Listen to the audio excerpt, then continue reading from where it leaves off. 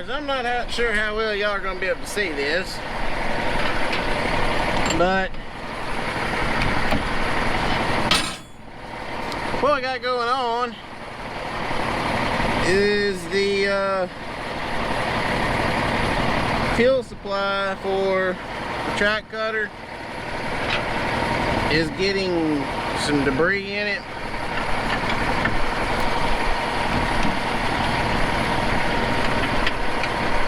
So I taking the lines loose, fixing to blow through it.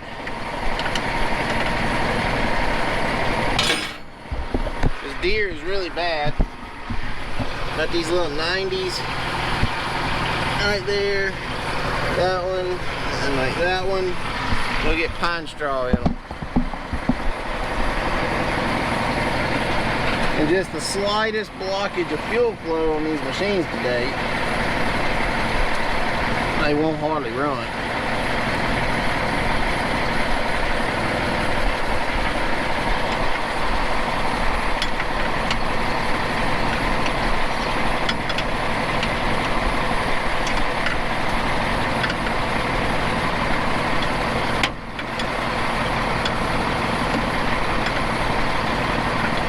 It is December the 3rd or 4th or something like that, and it is like 80 degrees.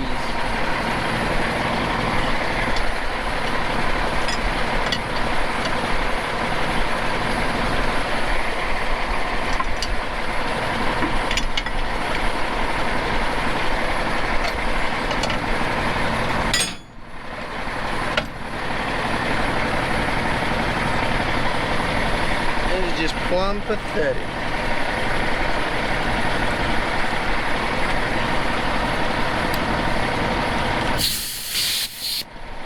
I'm actually gonna move y'all back.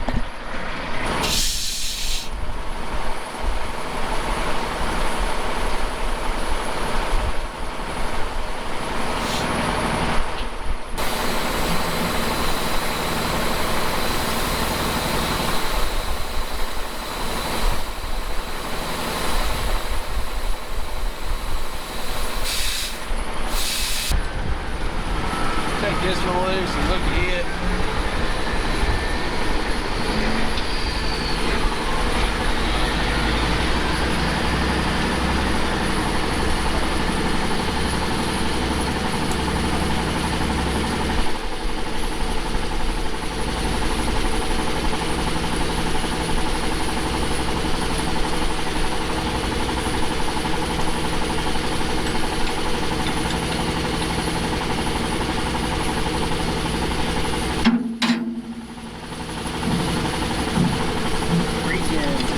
I don't see how that didn't get caught on fire.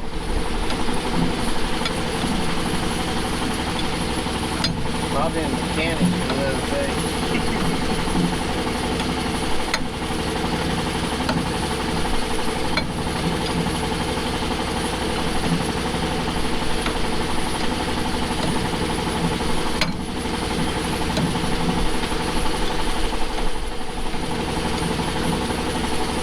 They sure did seem to be in a hurry. Yeah, they were going real fast.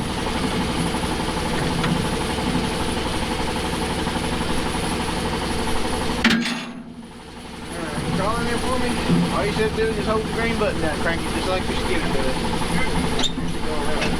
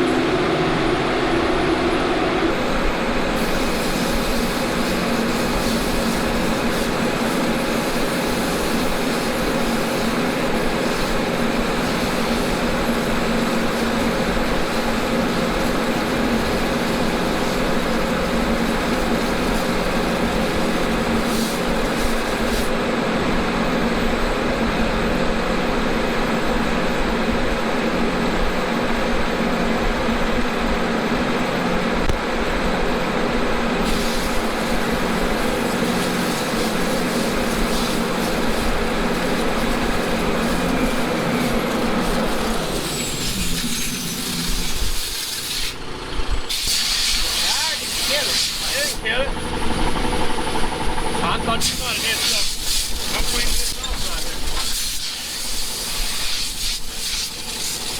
So hold the key down, turn it over, see if it'll turn it back.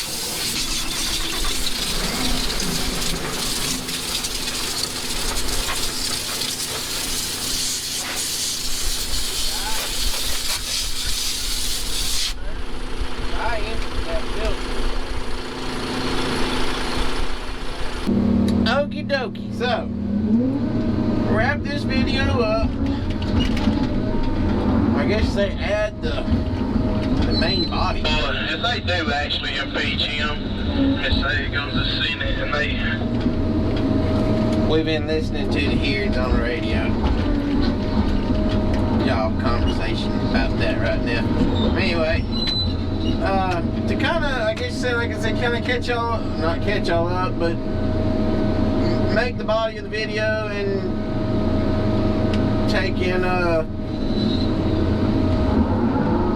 wrap it up. I'll answer another question I got here a little while back. Not actually answer two. I had to look through what I've got screenshots of here. But anyway, the first one I want to touch on is it was a multiple part question, and he's a new subscriber. So this was a few days ago. This is probably about a week and a half ago now. This guy asked this question. Anyway, his name is Andy. How we would pronounce his last name down here in Kunas country would be Mauser. I may be pronouncing that wrong, but anyway. He says, let's see, let me stop work for a second and then y'all can read it, or I'll read it. It says, great channel you have here and have now subscribed, which I appreciate a lot, Andy. He said, I just found your channel a few hours ago and watched a few videos, and so far I'm enjoying it. I do follow a few other logging channels already. A couple of questions.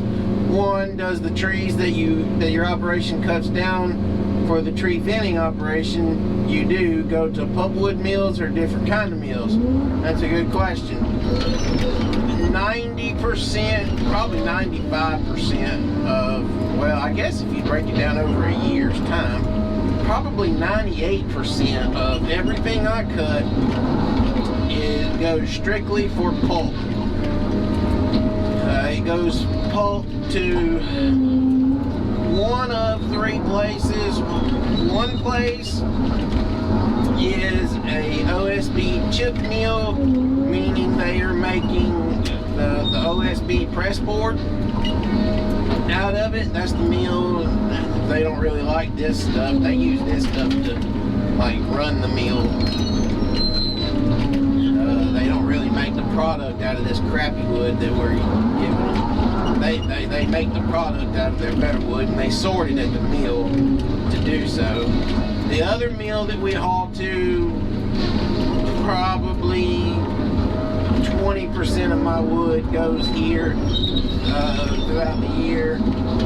It goes to Packaging Corporation of America, based out of DeRidder here. The paper mill is, and they make paper products for like cardboard boxes and such as that. Now years ago, that was like our main mill, and it was owned by Boise Cascade, and they made like the Houston Chronicle newspaper. It had a major newspaper print machine in there, and I mean it was a big deal. But Boise sold to Packaging Corporation of America, and they make like cardboard types paper products. And then the third place that I will sell my pulpwood to is just a storage. It used to be like a wood yard storage type facility, and they would chip it and sell it to surrounding mills whenever it got wet in the winter time, to help keep their chip inventory up to run their mill for whatever they need, whether it be fuel or most of the time it was fuel if it was sold to them, because it had set outside so long, and it wasn't, you know, it wasn't going to make good pulp to make paper or chips to make the OSB board or, you know, stuff like that. The other 2% of the year, or 2% of the wood that I cut throughout the year, is in very select second thinning stands that we do. Second thinning means that, you know, it's literally the second time it's been thinned. All the down rows are already cut in it. I'm just going through and removing more of the smaller suppressed trees. Like this here, I'm having to cut the rows and everything in it ahead of my, you know, as I thin it. But in a good second thin, I will get, you know, a small, when I say small, I mean very small, select log sort, and those go to a local mill here in Leesville, Louisiana, called Leesville Lumber. Most of the time when we're selling to them, we're either selling one or two sorts of log. One would be a 5-inch top log that's 35 feet long with a minimum of a 10-inch butt, or we would be selling them a minimum of a 12-inch butt with a 7-inch top at 35 feet. And those lengths can vary from 35 feet out to 60 feet. So yeah, I mean, most of my wood is pulp. We do have a very small select bit that actually makes lumber. They make great, you know, like stud 2x4s, stuff like that. That place, if I understood their process right. I may be lying to y'all, but I mean, I know they make 2x4s for sure. That's about all you're gonna get out of a 5-inch top. Next question he has here.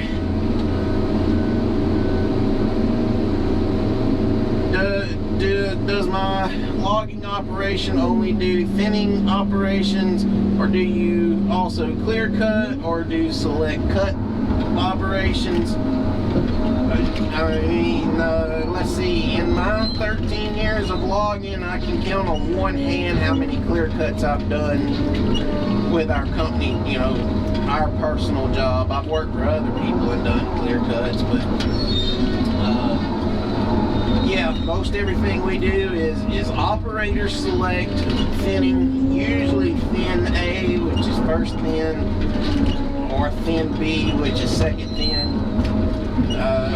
Not sure what you mean by select cut operations, you know, unless it's like a forestry, like a government forestry type thing where they come in and tell you what to cut. But no, I've never cut anything like that. Now, I have cut, when I was very first learning how to run cutters, they would come in ahead of you and paint the trees that they wanted cut.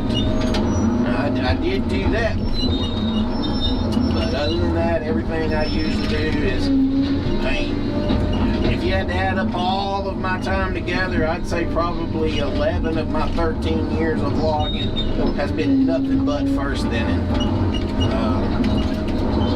It's what I know. It's what I actually enjoy first thinning better. I mean, clear cuts are cool when you're cutting because it's easy, but you know, thinning is just what I know. Thinning is what I'm comfortable doing. So thinning is what I prefer. The other question, he says here, you also have some great looking equipment that looks to be in very good condition. Most of it is. I mean, it's my old loader and my rubber tire cutter's getting a little wore out, but yeah, I mean, most of my stuff's in great condition. Looking forward to many more videos. Thanks for sharing, Andy. So yeah, appreciate the comment and the questions. I love the questions. I love being able to answer them and expand y'all's knowledge in the logging community. So yeah, let me kind of look through here and see if there was another one or two.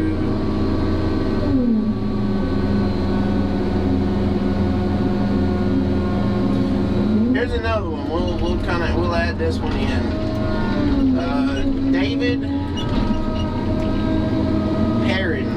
David Perrin wants to know, does the seeded-in trees grow slower than the planted trees if they survive?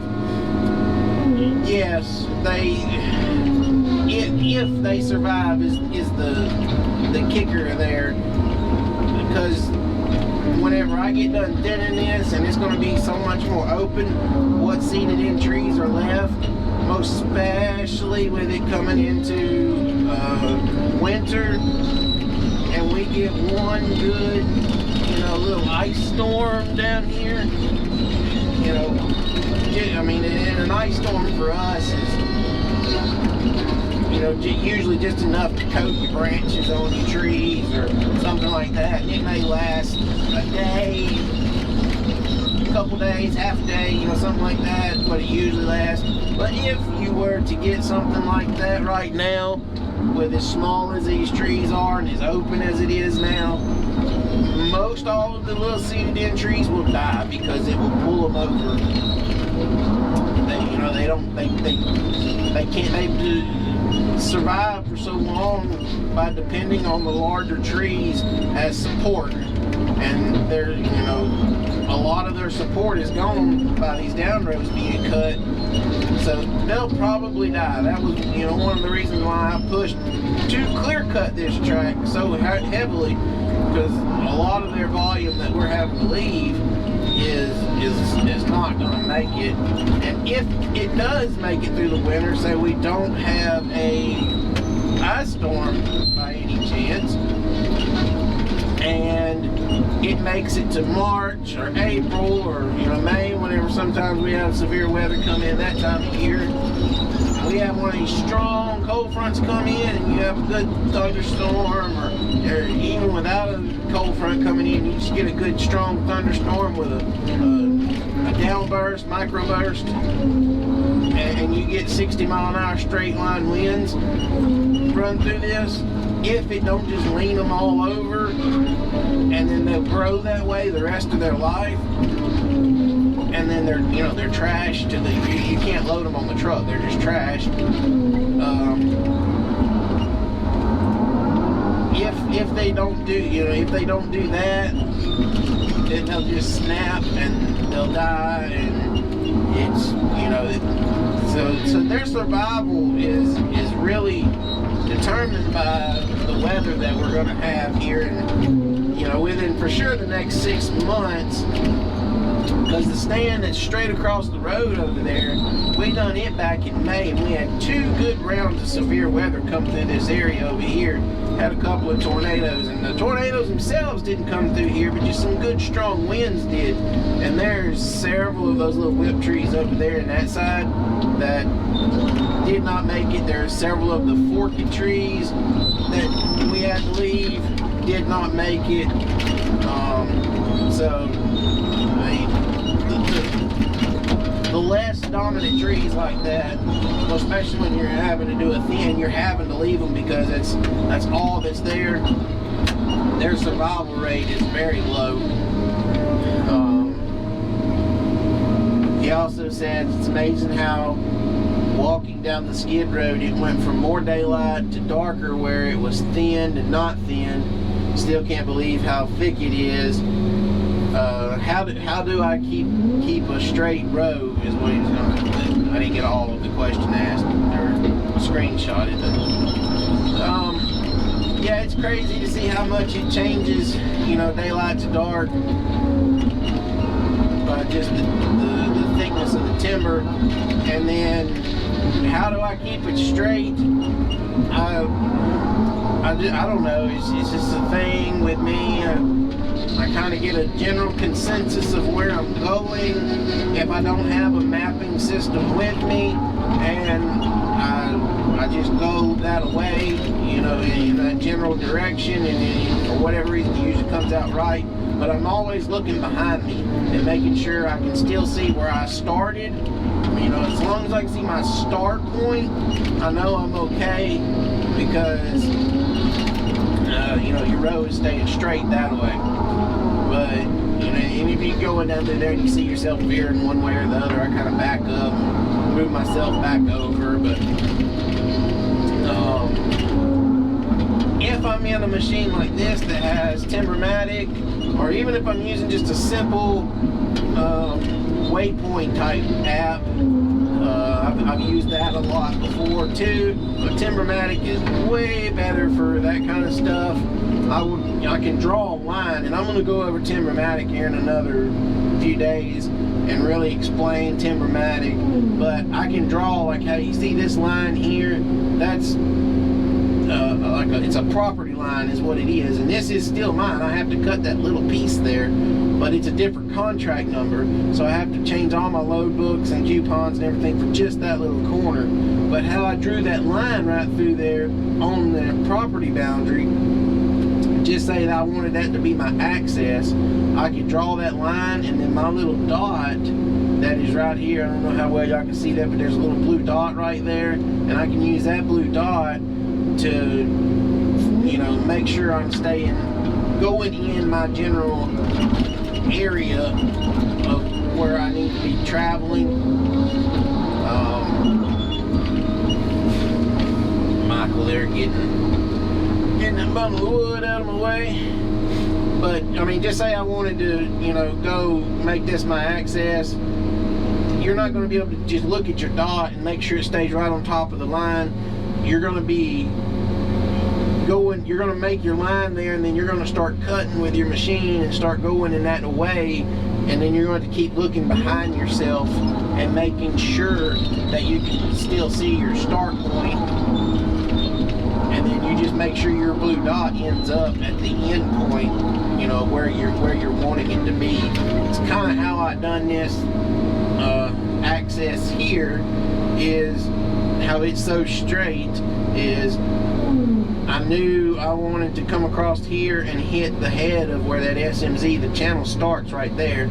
I knew I wanted to hit right there, and that way, in case whenever if I am the one that comes back and second thins it, if I need to take any timber from this set down here to here or vice versa, this road will tie into that, and I can go around the head of that channel. So I just made a mark on my phone, and all I had at the time was Google Maps, and I dropped a pin, and I just kept that little cone of direction that I was going in facing that way, and I ended up where I needed to be.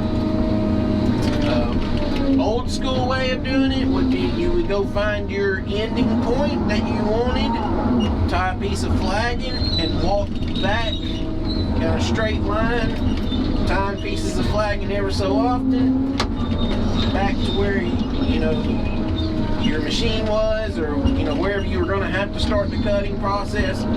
You would go down that way. You know, you would walk back that way, flagging behind yourself, and then you just follow your flagging. A lot of people still do that today, but I like to be modern, and I have Timbermatic, so that's what Timbermatic's for. As far as going, you know, looks like, you know, your down rows and stuff like that, most of the time I just get square in the middle of my axis and go straight off of my axis at a 90-degree angle, and that, you know, you can see how these rows I've punched are straight. That's just, you just keep looking behind yourself, and as long as you can see, you know, your opening where you started back there behind you, you just know you're good. So that's how I keep it straight. That I saw one more here. We'll do that one on another day. This one's going to be pretty long anyway. So anyway, yeah, that should answer a couple questions and get y'all some good content. Y'all got to ride with me for a minute here. Want to be thin this awesome tracks, you would. And we're gonna wrap this video up. It's almost time for us to be knocking off, but I'm gonna